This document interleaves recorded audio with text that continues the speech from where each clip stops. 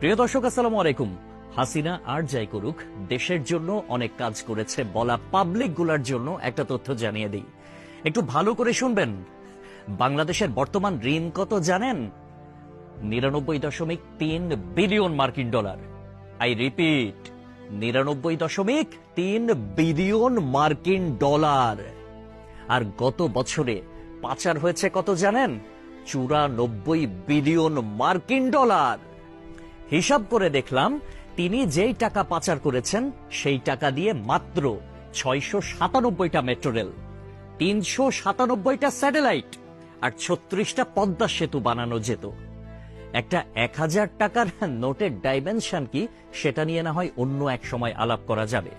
ধরুন 11 লক্ষ কোটি টাকা 1000 টাকার নোট দিয়ে একটার উপর একটা রাখলে এর উচ্চতা কত হবে জানেন? 750.5 কিলোমিটার। বাংলাদেশের সর্বোচ্চ উচ্চতার পাহাড়ের উচ্চতা কত? 1063 মিটার।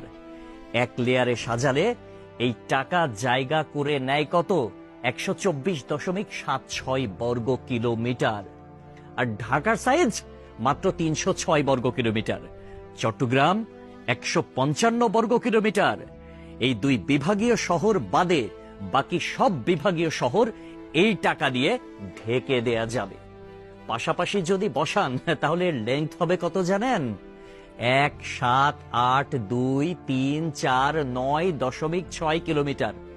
এক কথায় আমি সংখ্যাটা বলতে পারলাম না, আপনারা একটু ক্যালকুলেটরে হিসেব করে নেবেন, মানে ক্যালকুলেটরেও ধরবে বলে মনে হয় না। পৃথিবীর পরিধি কত? 40,000 কিলোমিটার। এই টাকা পাশাপাশি বসিয়ে পৃথিবীর পুরোটা 44.5 বার রাউন্ড দেয়া যাবে, মানে ঘোরা যাবে। কেউ যদি হাসিনার উন্নতির হিসাব দিতে আসে, তাহলে তাকে হাতে কলমে এই হিসাবটা বুঝিয়ে দেওয়া আপনার, আমার, আমাদের সকলের দায়িত্ব। মেট্রো রেল বন্ধ হয়ে গিয়েছে দুর্বৃত্তের হামলায়। এটা ঠিক করতে 1 বছর সময় লেগে যেতে পারে, ন্যূনতম, মানে কমপক্ষে 1 বছর সময় লাগবে এটা বলা হয়েছিল। এটা ঠিক করতে বাজেট ধরা হয়েছিল 300 কোটি টাকা। অথচ 2টা স্টেশন বাদ দিয়ে খুব সহজেই মেট্রো রেল চালু করা যেত, কিন্তু সেটা করেন নাই তার সঙ্গপাঙ্গরা। কারণ খেতে হবে, বেগম পাড়ায় টাকা পাঠাতে হবে, বেগম পাড়ায় বেগমরা গিয়ে ফুলে ফেপে উঠবে, তারা আরামসে দাস দাসী নিয়ে দিন কাটাবে। এইটার জন্য এত টাকা বরাদ্দ করা হয়েছিল। কিন্তু শেখ হাসিনা পালিয়ে যাওয়ার পরে এখন আমরা জানতে পারছি মেট্রো রেল চালু হতে আর মাত্র কয়েকটা দিন বাকি। তাহলে বোঝেন ব্যাপারখানা।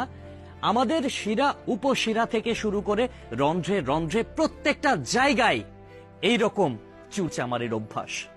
মানে দেশে উন্নয়ন হবে, উন্নয়নের আগে কে কয় টাকা ভাগ করে খাবে, এইটাই হচ্ছে তাদের টেন্ডেন্সি, এইটাই হচ্ছে তাদের মানসিকতা।